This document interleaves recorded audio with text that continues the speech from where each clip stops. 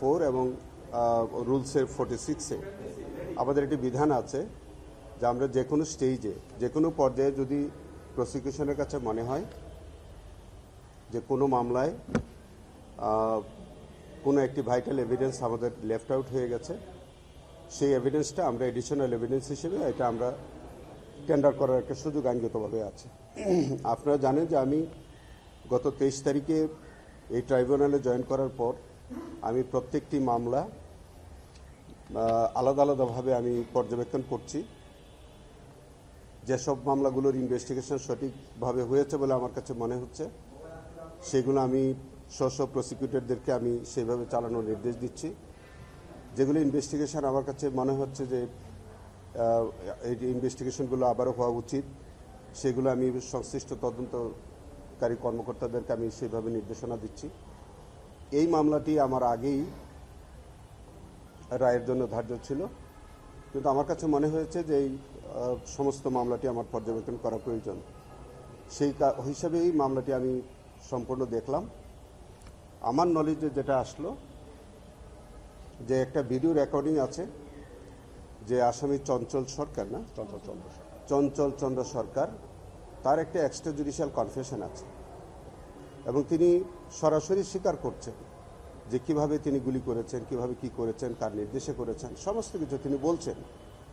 সেই ভিডিও রেকর্ডটা ইনঅ্যাডভার্টেন্টলি আমরা এটা এভিডেন্সে আনতে পারিনি। আমার কাছে মনে হচ্ছে যে এরকম একটি শক্ত সাবুত এভিডেন্স যেটা আমরা না দেওয়ার কারণে আমার কাছে মনে হচ্ছে যে এটা আমাদের দেওয়া প্রয়োজন। সেই কারণে আজকে আমরা আদালতের কাছে, ট্রাইব্যুনালের কাছে আমরা আবেদন জানিয়েছি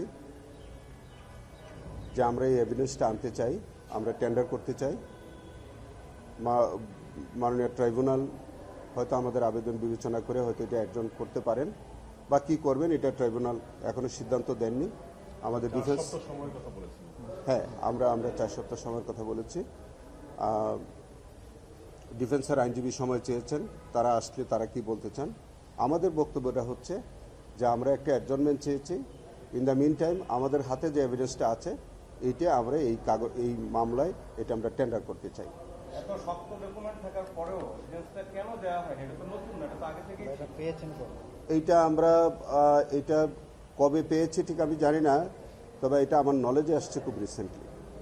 তো সেই বিষয়গুলো আমি যখন আমরা টেন্ডার করব এভিডেন্সে তখন আপনাদের কাছে ডিটেলসটা আমরা জানাবো। সাক্ষ্য গ্রহণ প্রয়োজন হবে না। এটা আমরা যদি টেন্ডার করি আমরা সরাসরি এভিডেন্সে দিতে পারবো। ডিফেন্সকে শুধু আমাদের নোটিশ দিলেই হবে। না, এটা গাফিলতি না, এটা আমাদের ত্রুটি বিচ্যুতির মধ্যে হতে পারে, অথবা এভিডেন্সটা হয়তো তখন ছিল না, সাবসিকুয়েন্টলি হয়তো এসছে, এরকম হতে পারে। যেহেতু এটা বিষয়টা আমার কাছে ইনস্ট্যান্টলি আসছে, এই জন্য আমি তাৎক্ষণিকভাবে মনে হলো যে এই এভিডেন্সটা আমাদের দেওয়া প্রয়োজন।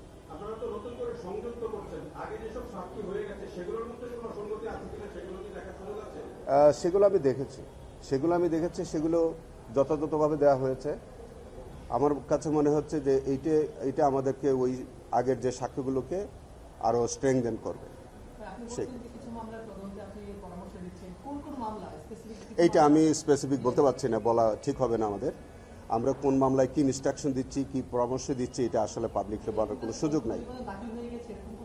হ্যাঁ, প্রতিবেদন দাখিল হয়েছে, এরকম কিছু আছে, সেগুলো আমরা হয়তো আমার 2-1টা আছে, সেগুলো আমি হয়তো ফার্দার ইনভেস্টিগেশনে পাঠিয়ে দিতে পারবো, পাঠাতে হবে হয়তো।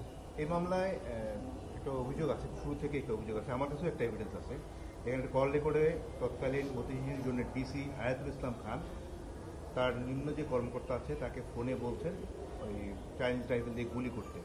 আমরা দেখেছি এই মামলায় শুরু থেকেই হায়াতুল ইসলাম খানকে কোনো একটা কারণে, অদৃশ্য কারণে বাদ দেওয়া হয়েছে।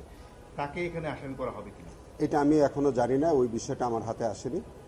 সেটা আমরা, এটা তো আরেকটা অংশ ইনভেস্টিগেশনে বাকি আছে, সেটা আমরা তখন আমি দেখলে আমি জানাতে পারবো আপনাদেরকে। এই বিষয়টা আমি এখনো ক্লিয়ার না, এখনো জানি না।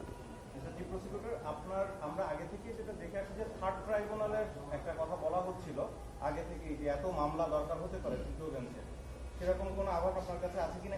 আরেকটা বিষয়, এখন যে দুটো ট্রাইব্যুনাল আছে এইখানে বিচারক প্যানেলে কোনো ধরনের পরিবর্তন আসতে পারে কিনা? আমরা কিন্তু সেরকম আভাস পাচ্ছি আপনি তা আরেকটি ট্রাইব্যুনাল গঠনের বিষয়ে বা বিচারকের পরিবর্তনের বিষয়ে আমার কোনো নলেজ নেই, আমার ব্যক্তিগত কোনো অভিজ্ঞতা নাই, আমার কোনো ধারণা নাই। Thank you so much. পেছনের কারণে আসলে রায় নিয়ে কোনো প্রশ্ন উঠবে কিনা? কোনো প্রশ্ন ওঠার কোনো বিষয় নেই। ন্যায় বিচারের স্বার্থে, এটা তো ন্যায় বিচারের স্বার্থে হচ্ছে, সবই ন্যায় বিচারের স্বার্থে হবে।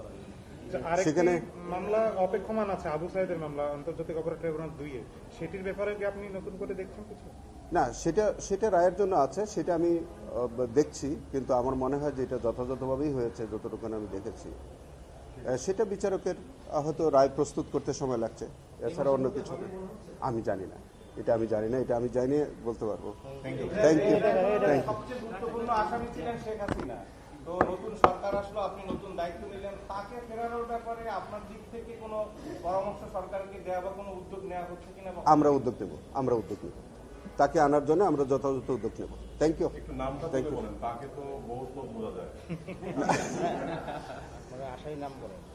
আসামি শেখ হাসিনা, তিনি ভারতে আছেন বলে আমরা জানি। যেহেতু তিনি অভিযুক্ত হয়েছেন, কনভিক্টেড হয়েছেন, সো তাকে আইনত ফেরত আনাটা হচ্ছে আইনগত ব্যাপার, এবং নিশ্চয়ই এই বিষয়ে প্রয়োজনীয় পদক্ষেপ আমরা নেব। Thank you. সেটা আমি জানি না, এখনো জানি না। জি, থ্যাংক ইউ।